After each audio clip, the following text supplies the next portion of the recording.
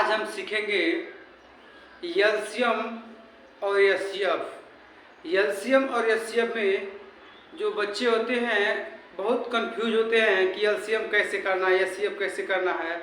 आज हम इसी को बारीकी से सीखेंगे, एक एक चीज़ को किस तरीके से एलसीएम आपको करने हैं, एचसीएफ का क्या मैटर है, एलसीएम का क्या मैटर है, क्या इसका फुल फॉर्म होता है, सब हम सीखते हैं। तो आइए हम स्टार्ट करते हैं बिना देर किए। चलिए आज हम देखते हैं।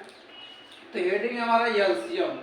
एलसीएम का फुल फॉर्म होता है lowest common multiple. Lowest common या लोवेस्ट भी लिखता है, कहीं लिस्ट भी लिखता है, LEAST।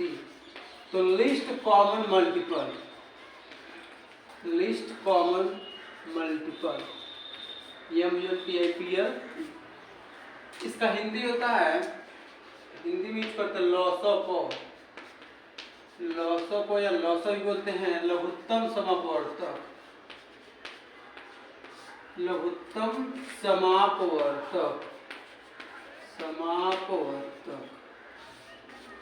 तो गाइस हम स्टार्ट कर रहे हैं कि एलसीएम लोवेस्ट या लिस्ट कॉमन मल्टीपल, और एलसीएम लॉसो जो हिंदी होता है इसको बोलते हैं लघुत्तम समापवर्तक। तो यह इसको आप पूरा फॉर्मेट समझ गए। अब हम सॉल्व करते हैं। जैसे क्वेश्चन है आपका, एक क्वेश्चन है 20 है, 35 है, 45 है। तो एलसीएम हम इसको कैसे सॉल्व करेंगे, देखिए आपको हम पढ़ाए हैं अभाज्य संख्या। अभाज्य संख्या बताया गया था कि वे संख्याएं जो या तो स्वयं से कटेंगी या तो किससे कटेंगी, एक से कटेंगी, अभाज्य संख्या कहलाती हैं। जैसे कि 2, 3, 5, 7 ये सब क्या है, अभाज्य संख्याएं हैं। तो हम इसको जब फैक्टर करेंगे इसका तो इसको हम सॉल्व करते हैं, हल कर रहे हैं इसको। तो लिखेंगे 20, 35 और 45, एकदम सावधानी से लिखेंगे। चलिए इसको हल करते हैं। तो अभाज्य गुणनखंड पहले सबसे 2 से कट करेंगे, फिर 3 से, फिर 5 से, फिर 7 से। तो 2 से कट करेंगे क्योंकि 20 2 से कटेगा तो हम 20, 35 नहीं कटेगा क्योंकि 2 पहाड़ा नहीं आता, और 45 भी नहीं कटेगा। फिर 2 से कट करेंगे तो 2 बचे 10, 35 नहीं कटेगा, 45 आपका ऐसे ही हम लिख लेंगे, नहीं कटेगा तो। चलिए नेक्स्ट आप देख रहे हैं कि 2 से नहीं कटेगा। अब दूसरे उसके बाद 2 के बाद क्या आता है, अभाज्य संख्या में 3 ही आता है। तो 3 से हम देखते हैं कि ये कटेगा, 5 तो नहीं कटेगा, 35 नहीं कटेगा, ऐसे लिख लेंगे एज इट है जैसे भी है। तो 3 एक हम 3 और 1 बचेगा, यहाँ पे 4 1 बचेगा रहेगा तो हो जाएगा 15। तो 3 बचे 15, आप जानते हैं कि 15 3 45। फिर 3 से कटेगा तो 3 और 35 ऐसे लिख लेंगे, 3 बचे 15। अब फिर से आप देख रहे हैं कि यहाँ पे हम लिख देंगे 5 पंजा 5, 5 से हो जाए 35, 5 पंजा 5। और जब 7 से कट करेंगे तो 7 1 टाइम यहाँ पर 1। अब आप देख रहे हैं कि जो एलसीएम आपका बन गया, तो एलसीएम हो गया क्या कहते हैं कि इसको हिंदी में भी लिख सकते हैं लॉस को। तो 2 गुणे 3 गुणे 3 गुणे 5 गुणे 7, एकदम बारीकी सीखेंगे इसको। तो 2 का पहाड़ा 2 बार पड़ेगा, 2 दूनी 4 हो जाएगा। अब 4 का पहाड़ा 3 तो 4 3 है 12, 12 का पहाड़ा 3 तो 12 के 36, 36 का पहाड़ा जब आप 5 बार पढ़ेंगे तो 180 होगा। लाइए हम चेक करके दिखा भी दे रहा। 36 का पहाड़ा को से पूरा करना 5 बार। तो 5 6 के 30 को 0 लिखेंगे, 3 बचा 5 के 15, 15 3 18 हो गया। अब इसका पूरा हम किससे करेंगे, 7 से करेंगे। तो 7 गुणा 0 से करेंगे 0 हो जाएगा। 7 बटे 56 को 6 लिखेंगे, 5 बचेगा। 7 का अनुसार 7 5 12। इस प्रकार से आप देख रहे हैं कि 1260 क्या हो जाएगा, इसका एलसीएम आ जाएगा। तो 20, 35 और 45 का एलसीएम कितना आ गया, 1260 ही आ गया। इसी प्रकार से आप कितना हो बड़े क्वेश्चन हो, 100 200 500 1000 लाख करोड़ का भी है, इसके फॉर्मेट यही है। पहले 2 से चेक करेंगे, फिर 3 से, फिर 5 से, अभाज्य संख्या से चेक करते हैं। ठीक है। अब देखिए हम इसकी बात करेंगे। तो आप इसी तरीके से इस क्वेश्चन को खुद से लगा के बार कोशिश करिएगा। अब आइए हम सीखते हैं इजी में एचसीएफ कैसे लगाते हैं और एचसीएफ का फॉर्मेट क्या है। इसको फिर एक बार हम रिवाइज कर दे रहा हूँ। एलसीएम इसकी होता है लोवेस्ट या लिस्ट कॉमन मल्टीपल। लॉसअप का मतलब होता है लघुत्तम समापवर्तक। जैसे पहला क्वेश्चन है 20 का, 35 45 का हम एलसीएम निकालेंगे, तो यह एलसीएम का पूरा फॉर्मेट था। अब हम सीखेंगे एचसीएफ का फॉर्मेट। क्या सीखेंगे, एचसीएफ का फॉर्मेट। चलिए इसको हम सीखते हैं।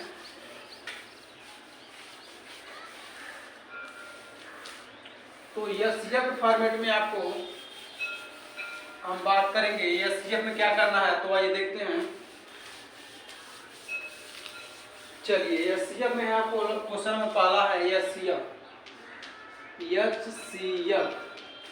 Highest common factor, highest common factor, highest common factor होता है आपका एचसीएफ। इसको हिंदी में अगर लिखे तो लिखेंगे मौसप या महत्तम समापवर्तक, महत्तम समापवर्तक, महत्तम समापवर्तक। चलिए तो अब मौसा क्या होता है देखिए, तो मौसा की अगर हम बात करें तो इसको हम अगर एशिया का फुल फॉर्म की बात करें तो होता है हाईएस्ट कॉमन फैक्टर होता है, या मौसमों की बात करें तो महत्तम समापवर्तक इसका पूरा नाम है। अब इसको हम समझते हैं, जैसे क्वेश्चन पहला है इसका बहुत आसान होता है, इसको हम दो तरीके से लगा सकते हैं, एक होता अभाज्य गुणनखंड विधि द्वारा और एक होता भाग विधि द्वारा। तो पहले हम अभाज्य गुणनखंड विधि द्वारा समझ लेते हैं, फिर भाग विधि द्वारा समझ लेंगे। चलिए ठीक है, तो हम पहले लगा रहे इसको अभाज्य गुणनखंड विधि से। तो क्वेश्चन आपका है 20, 35 और 75 है, इसका निकालना हमको एचसीएफ निकालना है। तो हम पहले निकालना है अभाज्य गुणनखंड विधि से, अभाज्य गुणनखंड विधि से, गुणनखंड विधि से। इसका इंग्लिश हो जाएगा प्राइम फैक्टराइजेशन। चलिए तो 20 का हम अलग अलग यहाँ पे फैक्टर कर लेते हैं इसका, तो 2 से करेंगे तो 2 यहाँ 20, 2 पचे 10, 5 एक 5, 35 का हम इसी प्रकार से फैक्टर कर लेंगे। तो अब बताइए 35 2 से नहीं कटेगा, 3 से भी नहीं कटेगा, तो 5 से कट करिए तो 5 7 जा 35, 7 1 जा 7, 75 के इसी प्रकार से चेक कर लीजिए। तो 3 से कट करेंगे तो 3 दूनी 6, एक जाएगा 15, 3 पचे 15, 5 पचे 25, 5 एक 5 हो जाएगा। अब आप देख रहे हैं कि जो 20 का फैक्टर है, जो जो आया उसको हम लिख लेंगे, तो 2 गुणे 5 या 20 का हो जाएगा। फिर 35 का क्या फैक्टर है, तो 35 का है 5 गुणे 7। इसी प्रकार से 75 का देख लीजिए, तो 75 का हो जाएगा 3 गुणे 5 गुणे 5। अब देखिए एचसीएफ होगा क्या, तो एचसीएफ होता क्या है, जो सभी में कॉमन हो। अगर 3 अंक है, तीनों में जो कॉमन हो, 2 अंक है, दोनों जो कॉमन क्या दिख रहा है आपको, देख रहे हैं यहाँ भी 5 है, यहाँ भी 5 है और यहाँ भी 5 है, कोई भी एक 5 भी कर सकते थे। केवल 5 भी लाया पर 2 है, लेकिन इसमें 2 नहीं है, इसलिए 2 नहीं हो पाएगा। 3 यहाँ है लेकिन इन दोनों में नहीं है, 7 यहाँ है लेकिन इन दोनों 7 नहीं है, तो एचसीएफ केवल हो जाएगा 5, एचसीएफ हो जाएगा केवल 5। अब यह हो गया आपका अभाज्य गुणनखंड विधि से, कि अलग अलग नंबर्स का, अलग अलग संख्याओं का अलग अलग फैक्टर कर करके उसके बाद देख लेते हैं कि इसमें कॉमन क्या है। सभी में कॉमन क्या है, सभी में कॉमन क्या 5 है, यही आपका क्या हो जाएगा, एचसीएफ हो जाएगा। अब इसी को हम लगाते हैं भाग विधि से, देख लीजिए भाग विधि से, देख लीजिए